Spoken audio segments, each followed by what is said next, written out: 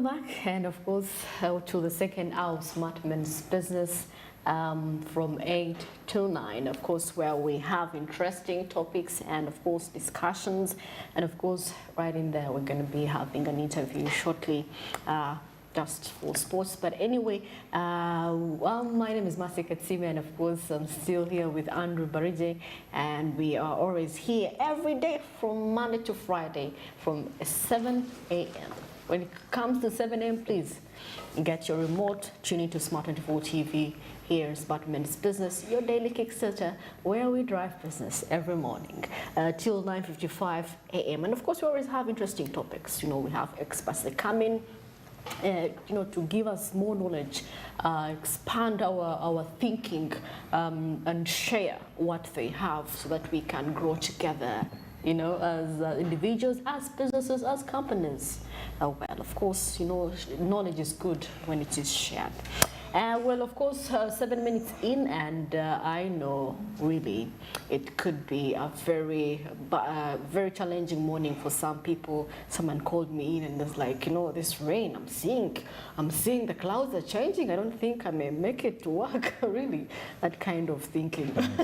And I'm like, you know, the time you really took a time and called me, you should have gotten a border or maybe ordered a safe car. You would have reached at work. I mean, it depends on priority.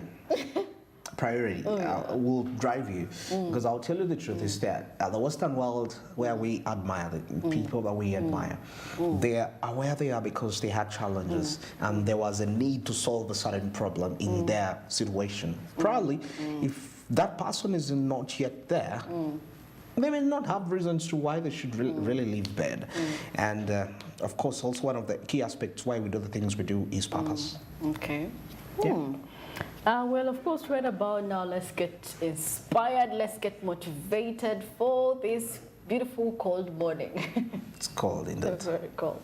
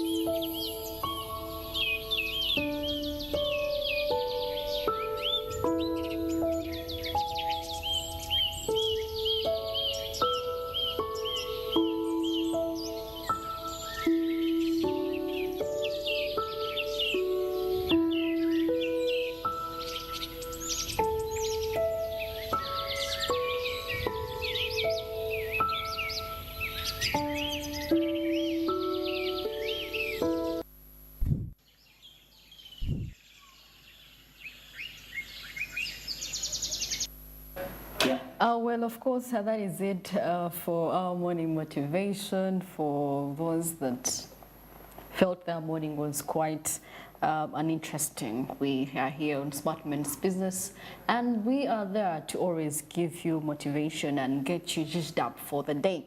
Well, away from, you know, inspiring and all that, still in inspiration, you know, I want to talk about purpose. Yeah, purpose is quite key. Actually, Marcy, before even that, just a little bit. I have a song I did, one of my recordings. Oh, okay. He's a rapper, guys. He's a rapper. Yeah. One of these days, he should give us a cappella. I'll do that. I'll do that. And actually, there is a line where I say, okay, the song is about that anything that can actually compress time, it's worth doing. You know, compressing time. And you see, the song, I come up to say that the worst place you can be as any person, could be an entrepreneur or anything, is a place without a purpose. You know, because and the devil want to put you off, and you will all lose focus, something like that. Where there is no purpose, there is no focus. And now this has created a distinction between successful businesses that we've seen that have lasted for generations vis-a-vis businesses that end with only you the founder and the children are not in position to inherit it. Purpose. Well, of course, when it comes to purpose, really, I feel like people have really reached a point of departing without really knowing their sole purpose. Yeah. But then I don't know. I don't know if I already know I know my purpose, because really, I'm one person people reach out to. I do not know why. They reach out to you. I don't know why, really. I mean, you see, that can actually turn out to be a venture, a business venture. I mean, it's counseling services. I'm telling you the truth. I mean, these are the services. And you see, this is the sole heart of a business. It's not about, hey, Andrew is doing something and it's making money. Let me also do that. Hey, what if that's my purpose? That's my calling in business. Not every business is supposed to be yours. It takes time to really find out that. But once you discover that, it's like when the Bible says the kingdom of heaven is like a man who finds a treasure. And he goes and hides it very far because he knows its value. So that is, I could just equate that to purpose. You know, it is like a gold mine. It's not easy to find it.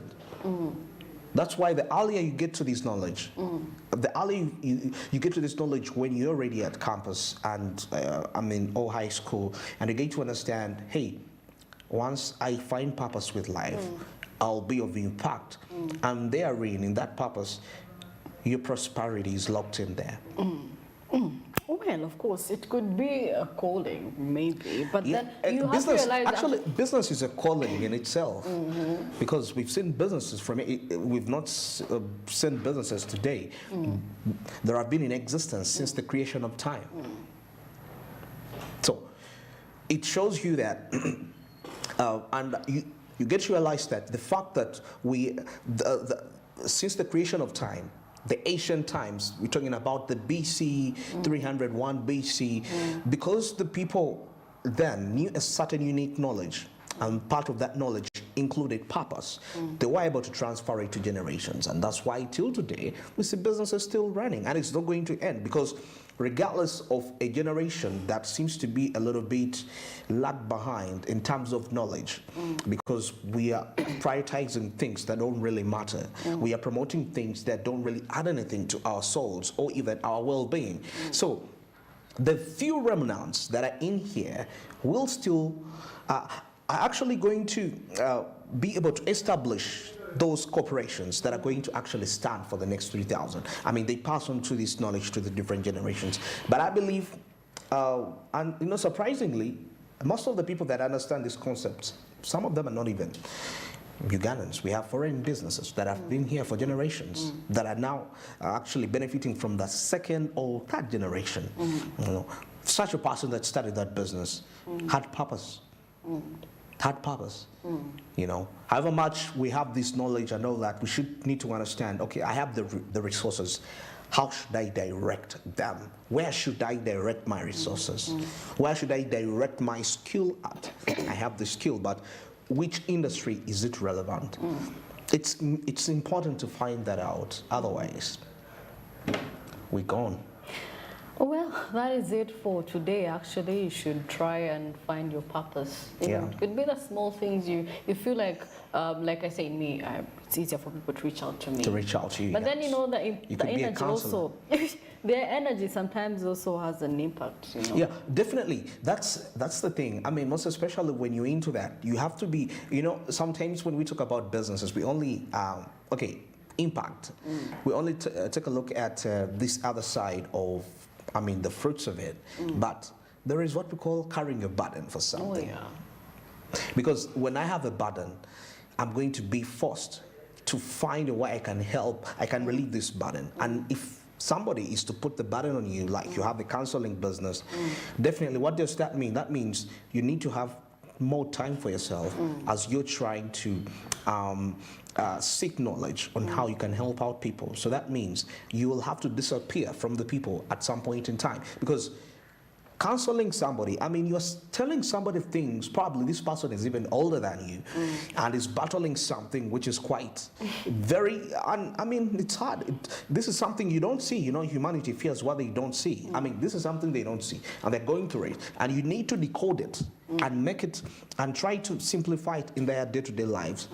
You shouldn't be normal.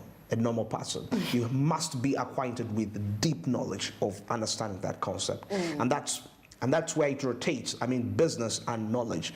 You have to be knowledgeable about what you're gonna do. You can't run away from it. It's never just about having the resources. You have the resources, but you're channeling them in the wrong direction. Knowledge. Well, you've heard it from the man himself, so please, you have to channel your knowledge to something that you feel like you're perfect at, something that even if I woke you up at 3 a.m., you can actually do it.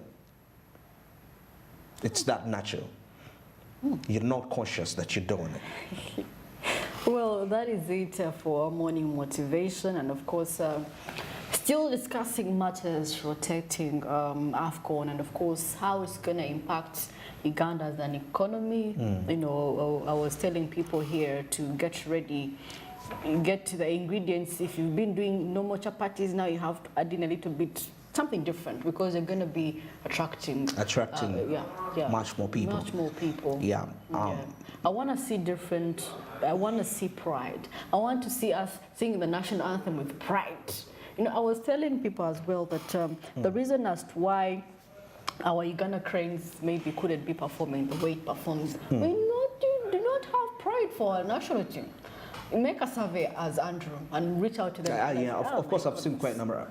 But people of late, I mean, they feel, because I mean, when we don't qualify, people feel it. I mean, it's real. You see, however much you may not fancy the team, it's naturally, you know, when you hear, I don't care how exposed you are to the English Premier League, you support Brazil, I don't care. But the day you hear that, hey, Uganda lost, you don't even have to think so much to feel the burden. Naturally, you feel it because you're Ugandan by blood. So wherever the name Uganda is, it bothers you. Whether you feel it or subliminally, you feel it that, hey, this is not good. I mean, I don't care. You may not fancy the nation, but that is enough to make you feel I like the fact that, you know, people are all the way supporting Manchester United, and when they lose, and they're like, the whole week they're frustrated. Yeah, that's why I left soccer, for that reason. I mean, there's a lot of frustration. I mean, yeah, exactly, lots of frustration. I mean, are you going to benefit from the wins they get if you're excited? I mean, all that. So anyway, it's just, it shows you, okay, it all comes back to attachment, which is a good thing, which is a good energy. If you feel like when Manchester United loses, but what if that energy was diverted somewhere? What if all that energy was diverted from Manchester United to Uganda Cranes? Oh, yeah. And you see, once you divert that energy to the Uganda Cranes, these players, they will also start to feel it. And once they feel it, by all means, they get the morale to play. Get the morale. I mean, because if you realize, actually, Uganda is going to play maybe in Algeria, do you know the number of representatives that we're going to have going in there? Very few. Yeah. Just a handful. Imagine you're playing football and you're seeing just 10 people. Of course, it's big. It's demoralizing. I want to see people buying tickets, going to South Africa, going to root for the Ghana Cranes. I want to see that. Yeah.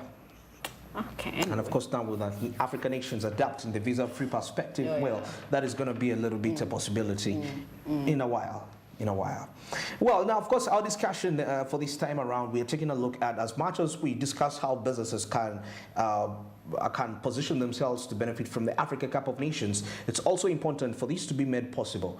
The government has a role to play, as we are going to be really taking a look at what the previous governments have been doing to make sure that once during the Afcon, they help to boost the businesses of the natives within those nations. But of course, for Uganda, improving infrastructure is something we can't really deny. Talking about reducing the bureaucratic procedures, businesses should operate easily without going through massive steps. I mean, it should be executed so fast. And of course, actually, if we also had a visa-free requirement, like the way we are doing visa-free, it's going to be easier. Yeah, it's going to be much more easy. I think that is why Kenya is... No. Maybe coincidentally, because we're going to be hosting the Afcon. But it's going to be easier for people to penetrate in Kenya. Kenya. Yeah, of course, Kenya has been quite a long way. Has been for a long time ahead of us, for quite some time. So, but we could also do it ahead of the Afcon 2027. It is possible if we decide, but of course, 3 years to go. But of course, I know development can happen in a short time, but it's never that easy as we might think, because remember, you have demons of the past that you're dealing with. Okay. Yeah, that is key, by the way, in development. You have to deal with the past, and what does the past entail? Of course, I won't go in there. Well, now, talking about governments in different countries, I'll start with the Cameroonian government. The Cameroonian government, that is invested heavily in infrastructure, that is including roads and hotels in the lead up to the 2021 Afcon. But of course, the government also provided tax breaks and other financial incentives to businesses that invested in the country. As a result, Cameroon's economy grew by 3.8% during the 2021 Afcon, and of course the highest rate in 5 years for Cameroon. But as a result of that, however much the Afcon was in existence, the government played its role and everything had to move the way. Now, let's take a look at Egypt. Egypt hosted the Africa Cup of Nations, I think, in 2019 and also I remember in 2006. Now, the Egyptian government launched a number of initiatives to support businesses during the 2019 Africa Cup of Nations. That is key, including a $200 million loan that is programmed for small and medium-sized enterprises. That is quite effective. Now, the government also simplified, that is, visa procedures for visitors and increased a number of flights to and from Egypt. Now, of course, as a result, Egypt's economy grew by 5.6% in 2019. And of course, the highest in 10 years. You can clearly see that. We are borrowing, we are benchmarking from other nations what they have actually been doing. Another country to take a look here is Gabon. Now, the Gabon government reduced taxes for businesses, that is in the tourism and hospitality sectors, that is in the lead for the 2017 Afcon. Now, the government also invested in infrastructure. That one is quite, of course, that is a must. The roads were put in place and launched a marketing campaign at the same time to promote Gabon to international visitors. I think the stakeholders in Uganda are really viewing this. I mean, you can see the different nations coming up with different forms of strategies to make sure that they can actually help the businesses prosper during the Afcon, because despite the fact of their ability, their efforts, I mean, of trying to give out the best quality out there to the public, if there is no involvement of a force of that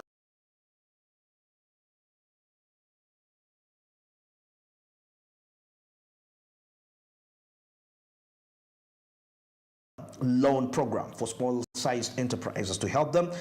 Cameroon, of course, invested in infrastructure, including airports, hotels. The Gabon government now took it to a whole new level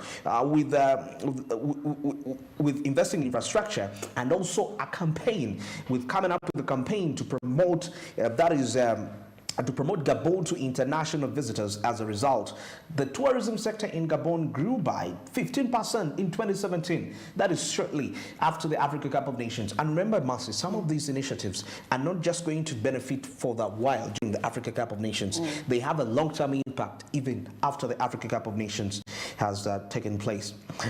Now, Equatorial Guinea is one of the other countries we can benchmark from. The government launched a $1 billion investment program in the tourism sector in preparation for the 2015, that is Africa Cup of Nations, you see, and the program included the construction of new hotels, resorts, and restaurants, as well as improvement, that is of existing infrastructure.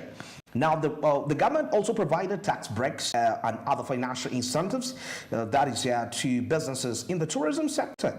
And of course, as a result, Equatorial Guinea's tourism sector grew by 20% come 2015, same as Gabon. The campaign to promote Gabon to international investors.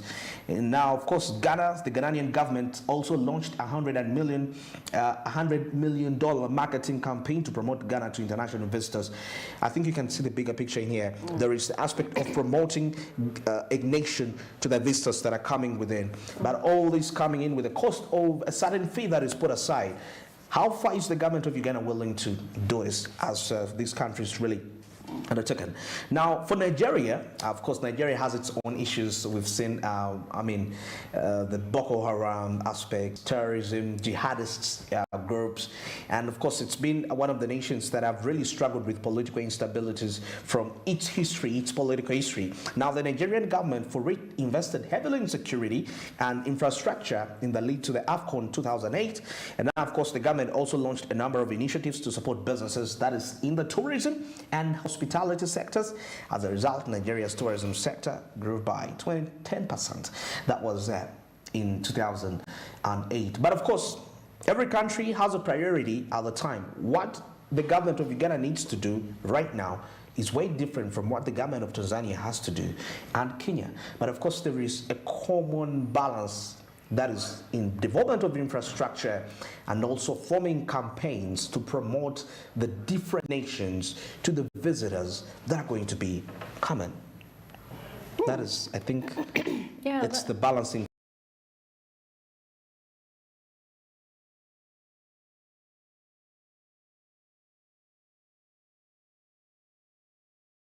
Recognized internationally. Internationally, our brand is going to be, diversified.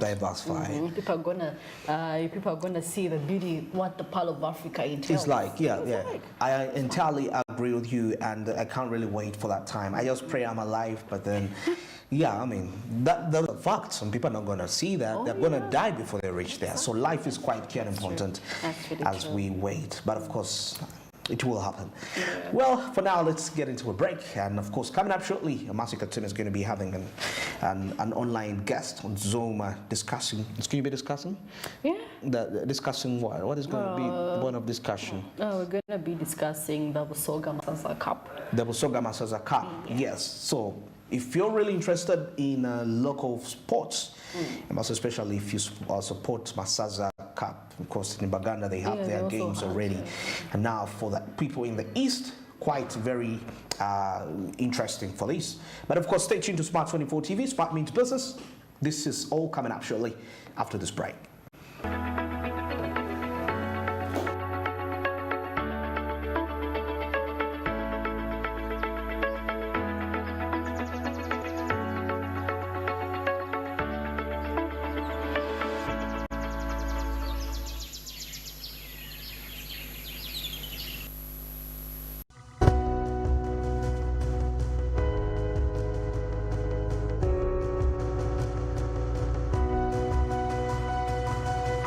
Smart 24, driving business.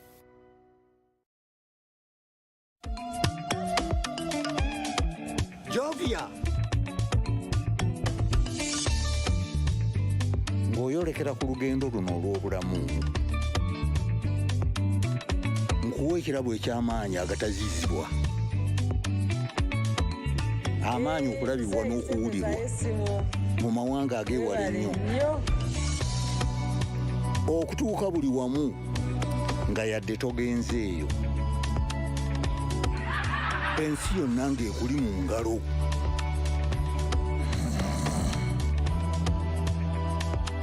Okutambula mu biseera n'okumanya buli kimu. Jovia, kino kye kirabo kyange gy'oli. Tewali kumuko kye ky'osobola okukola ku mukutu nnandameggwa ogwa MTN.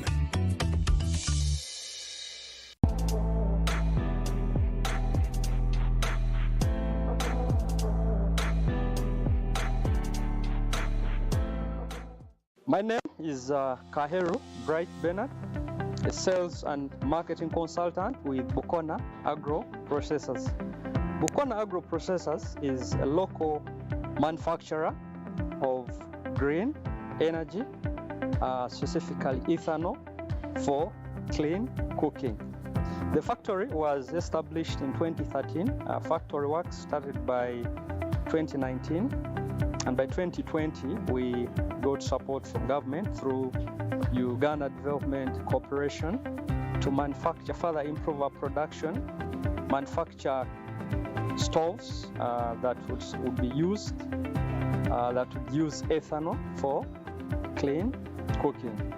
So with that fuel, we're producing fuel, green fuel, with the bio stoves for clean cooking. And we are in a partnership with Gulu Diocese that has about 9,000 local farmers producing cassava, which is a bio, which is a raw material for production of ethanol. And we also use maize and grain, specifically sorghum, for production of the fuel. And currently we are exporting to Kenya. We have a partnership with Vivo Energy that supplies Cocoa Networks, a distributor of clean cooking solutions within Nairobi, Kisumu, Nakuru, and other parts of Kenya. We're also distributing within the local market in Uganda, but with, of course, the production of biostoves, we hope we shall also improve our distribution network within Uganda to develop the culture of clean cooking using ethanol made from cassava that is locally produced here.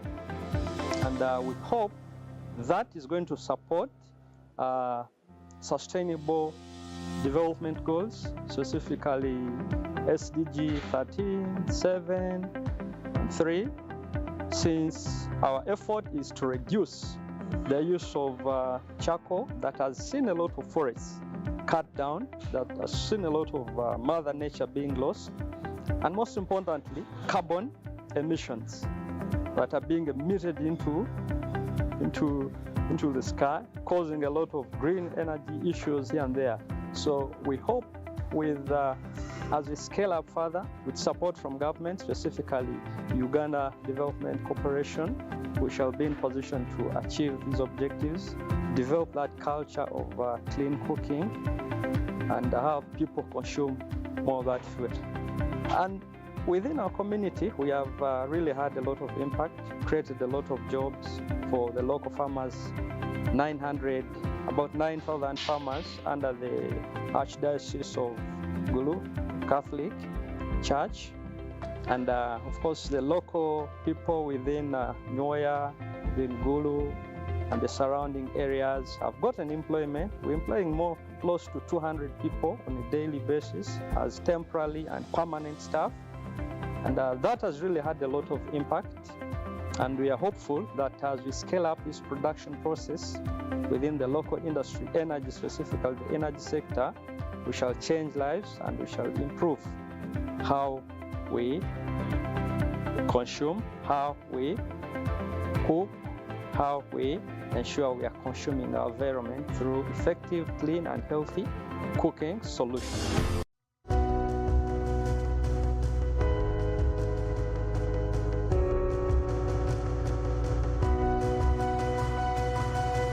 Smart 24, driving business.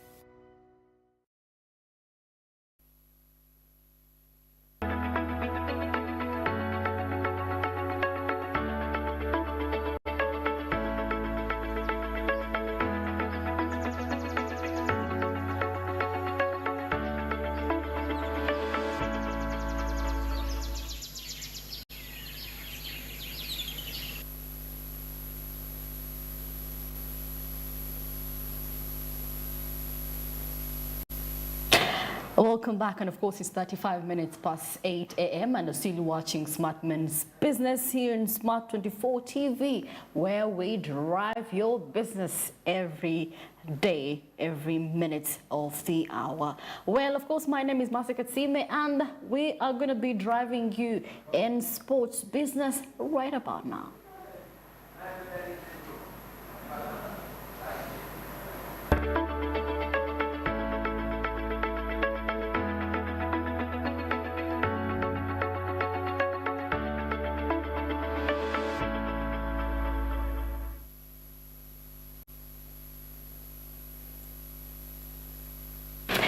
Well, of course, starting off with Puma. As you know, Puma is a sportwear,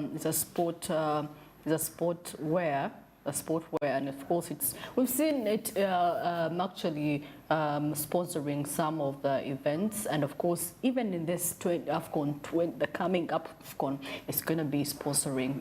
If you see the balls with Puma, you know it's Puma sponsoring and of the ball supply. And of course, right about here, still Puma is extending its La Liga ball supply deal for 5 years. It's actually replacing Adidas. Adidas has been also doing that. Now, of course, the German sportwear giant Puma has extended its agreement to supply the official match ball for La Liga for 5 years. So this is going to start effective. The deal will run until 2028, 2029. Those are 5 years. Those are 5 years. And of course, with Puma's branding feature for La Liga's top flight and second tier competition. Well, of course, the financial aspects of the deal. The deal is reported to be worth 200 million euros. Beg your pardon, that is approximately 270 pounds, which could be also $210 million over the 5 years. So that is how much the deal is going to cover for. Now, this is a significant increase from the previous deal, which was worth 125 euros. You can see from 125, now this is 200. That is an increase, a huge increase. Yeah, huge increase for over 4 years. Of course, the increase in value is likely due to the growing popularity of La Liga and, of course, increasing demand for football merchandise. You know, people, you do watch soccer, you do consume soccer. Every minute you're on live scores, looking at the scoreboard, looking at the matches, the fixtures right there. And of course, Puma is going to be supplying balls for La Liga. Well, Puma's plan for the future is that Puma is one of the leading suppliers of match balls for major football leagues around the world. Like I said, even Afcon is going to be supplying balls that they're going to be running through. And of course, this deal with La Liga is further cementing its position in the market. Well, of course, the company will also have an opportunity to develop and market new products and services around La Liga, such as training kits and fan apparels. Of course, here was from the CEO of Puma, that is Bojan Golden, and he said that they're delighted to extend their partnership with La Liga. And of course, till 2029, that means 2023 till 2029. Those are 5 years from now. That is how long Puma is going to be partnering with La Liga. So the balls that you see, the Puma, it's like a cat. Puma is a cat, actually. It's a cat. So, well, you've seen people donning on some football teams donning on Puma.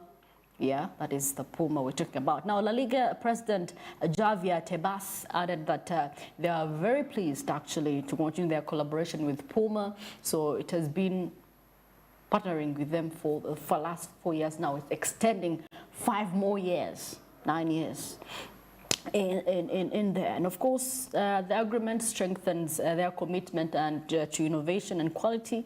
And of course, they're excited to see Puma La Liga accelerate ball continue to be at the highest level of the Spanish football. So, of course, La Liga is Spanish. Yeah, the Spanish La Liga. Well, of course, the new Puma La Liga ball will be used in all La Liga and La Liga 1 and La Liga 2 matches, as well as the Copa del Rey and Super Copa de España. So that is where you'll be seeing matches, Liga 1, La Liga 1, 2, then we have Copa, then we have Super Copa. Then Puma will also supply the official match balls for La Liga Promises and A La Liga competitions. Well, Puma will also continue to work with La Liga to develop and implement new technologies and innovations in the area of football. So this is worth 200 million euros, approximately to 170 pounds. That is what La Liga That is how the deal is going to strike compared to the last 4 years. It has had a huge increase from 125 million pounds to 200. Just my math is not that good, but then I know for sure there is an increase of 800 plus. Well, of course, right about now, we are gonna, like I told you, we're expecting an interview, and of course, very humbled and glad that we have a representative, and of course, that is none other than Owechitibwa Amin Bosa. There's the Minister of Sports in Busoga Kingdom. Good morning, Owechitibwa. Good morning, Njavo. You in Smart Men's Business here, and of course this is the sports segment, and really we really hope that it's going to be a good conversation. Well, starting off, we see that there is a Busoga Masaza Cup 2023, and so far, of course, it's organized by the Busoga Kingdom, and so far the tournament is in its quarterfinals. Well, of course, I want to know how has this Busoga Cup actually been impactful in the development of Busoga Kingdom. How has this been? How has the journey been? Thank you so much. First of all, I want to thank you for making us join this very important program. Allow me to begin on a sad note by informing you that this morning we have lost our second Vice President of FUFA, Mr. Mugwe Darius, has gone to be with his God. That said, to answer your question, Masaza Cup has greatly impacted on the development of football, not only in Busoga, but in the whole country. A number of youth, talented youths have been identified. There's been increase in the fan base because people feel very much attached to their counties. You find that whenever we have a match, in a Masaza Cup tournament, there are so many people, and you remember sometime back, people had gone away from our football, only watching English Premier League. But these days, because of the Masaza Cup and maybe other related tournaments, a number of fans are now being found at the fields of play. So it has greatly impacted not only on Busoga, but also the country at large. Well, of course, Owechitibwa, if you could adjust your camera, maybe we could have a very clear view of your handsome face. And of course, well, of course, thank you for that beautiful insight. And of course, you know, Busoga Kingdom, actually, even Busoga Kingdom, of course, Busoga covers a huge number of counties and municipalities. So how has this been able to promote tourism in your kingdom? Because we know people come all the way from Western Uganda, from Northern Uganda, just to witness this tournament. How has this been impactful when it comes to tourism in your area? Yeah, true. It has very much impacted on the tourism, not only from people, to people who come from outside Busoga, but even to the locals themselves. I want to inform you that some people within Busoga, somebody may be living in Bugirina Mayingo as a county, and when he has ever reached Kaguru Hill. But when they say there's a game, a match between Namayingo and the Budiope, and that Budiope maybe is organizing their matches in Kaguru, he'll be forced to go and have using one stone to hit two birds. One, by reaching Kaguru and Buyenda as a district, but also to look at Kaguru Hill, where has never reached as a tourism site. We have so many tourism sites in Busoga, and various people have been, coming to visit. They come to see and watch football, but also to see the tourism sites that are named within the particular areas. For example, we have named our groups. Instead of having group A, B, C, and D, we have 4 groups, but the groups are named Nenda Hill Group, Kaguru Hill Group, Bokowe Hill Group, and the other one. There are 4 groups, in fact. So it is also very important that people come to know. They have been asking why these hills, and have given the explanation, and it forces some people to go and look at them. Quite interesting. Well, for Uganda, Tanzania, and Kenya actually did win the bid to host the Afcon 2027. So I want to know your view if you were given a chance. And of course, Uganda is going to be participating by default. It won't be able to qualify in the group stages. It will automatically be playing. And of course, you have some of the players in Busoga Kingdom that have been playing for the teams for quite some time. Just in case this comes, of course, we've already gotten the opportunity. How prepared are these youngsters? Because there has to be recruitment of new players. How prepared are they how prepared are these team players in these different football teams in Busoga? How prepared are they? Can they qualify for Uganda Cranes so that they could actually be kicking ball come Afcon 2027? Thank you so much. Just as you said it earlier, you can't have a national team in Uganda without a player from Busoga.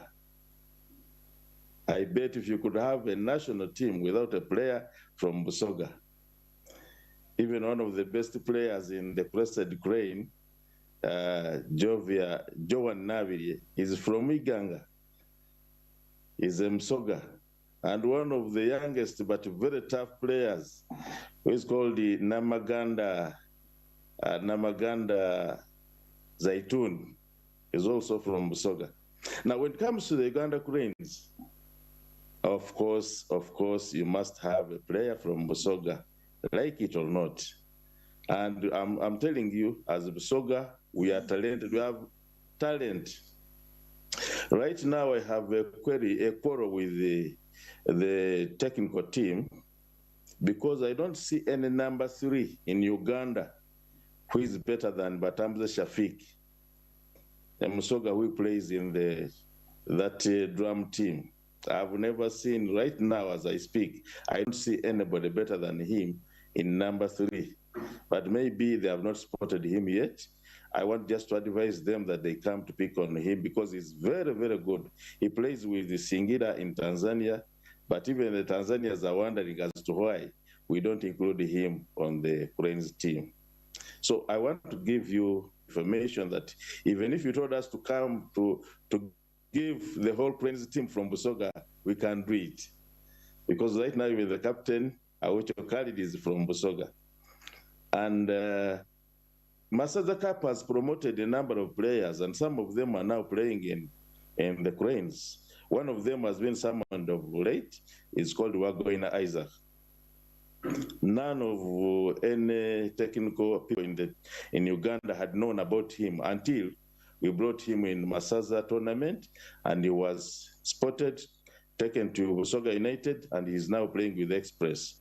And has been summoned on the list of Uganda Cranes. So with the Busoga, vis-a-vis the Cranes team and players, we are very ready all the time.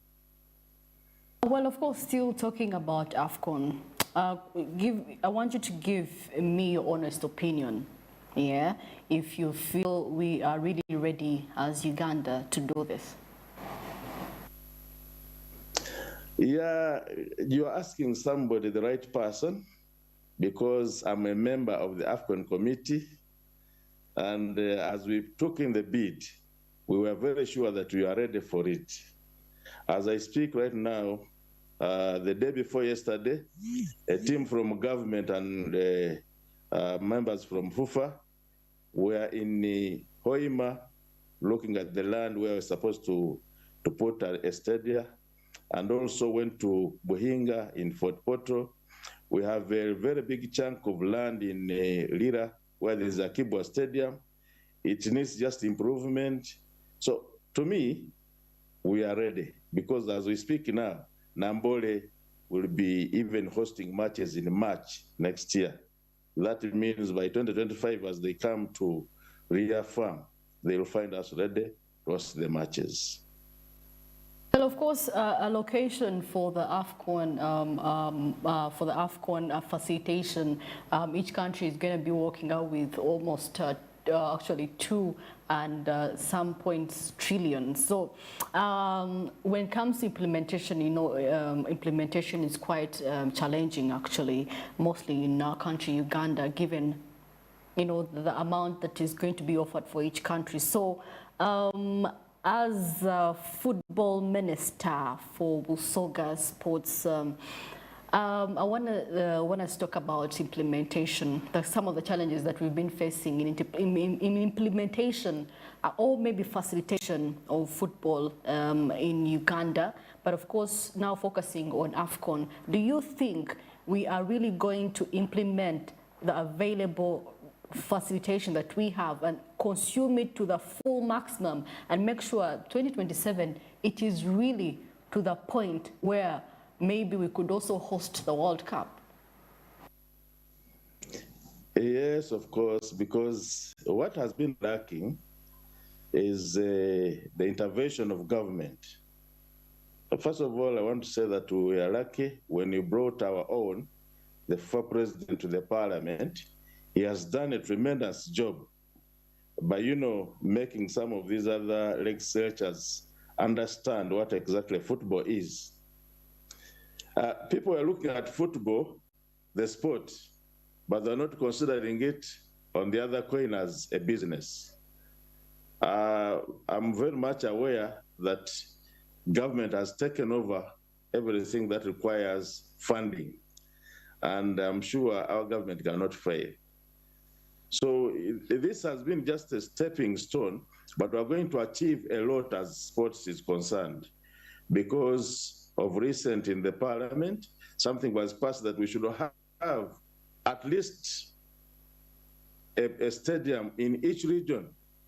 For example, in football, we have 8 regions. We have 8 regions in the whole country, but they say we should have at least a stadium which can host even training for the Afcon matches in all the 8 regions. And then we target to have at least 5 stadiums which can host Afcon and even World Cup. So I'm sure the funding will not, set us back.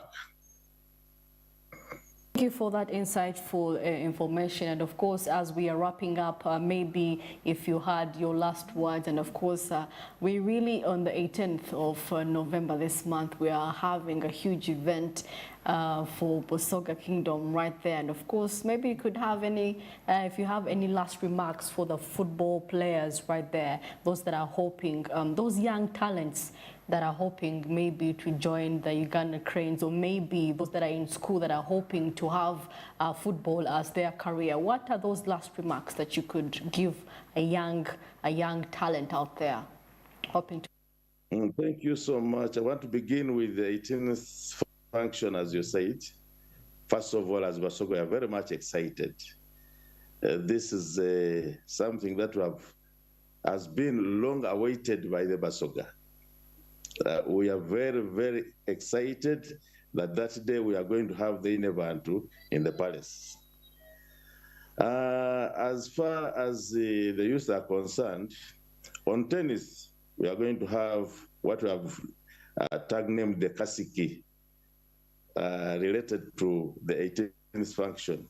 I'm requesting them to come and attend that Kasiki on 10th, because there are so many things that are going to be given out to youth. So many things, totaling to almost 300 million. from the office of the chairperson of NRM. So I request them to come and attend.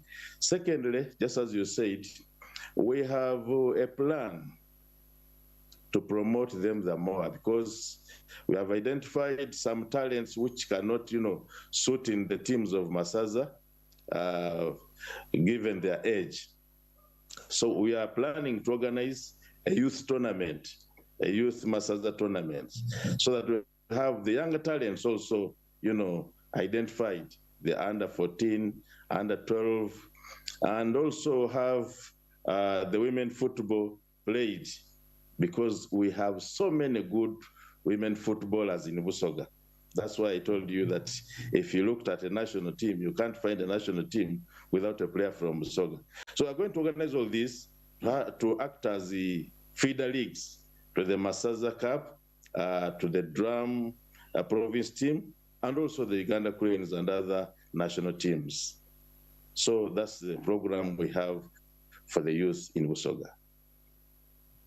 It's been a lovely pleasure having you here. I wish we could have more time and have more conversations regarding football and, of course, the Busoga Kingdom. And, of course, we hope next time it's going to be a longer time, maybe an hour or two, to dissect the sports in Uganda and how we can improve sports in Uganda, considering all that. And all right, but now we're going for a short commercial break, and of course, coming up, our conversations, insights regarding the very topic that we've been discussing with Owechitibwa Amin Bosa from Busoga Kingdom, and he's the sports minister for that kingdom. Well, let's go for a short commercial break. We shall be right back.